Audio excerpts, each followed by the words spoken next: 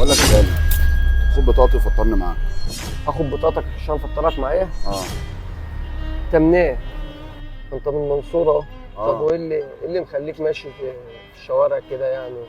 انا كنت عامل مشاكل مع عمي وابويا، وكنت سايب البيت، وكان معايا 300 جنيه فالصرف. وانا اخر اكله واكلها امبارح كانت ساعه الفطار، يعني انا اصلا ما سحرتش على فكره. فانا قلت اما اروح لاي حد ان هو دول البطاقه يفطرني، واخر وجبه واكلها الفطار امبارح.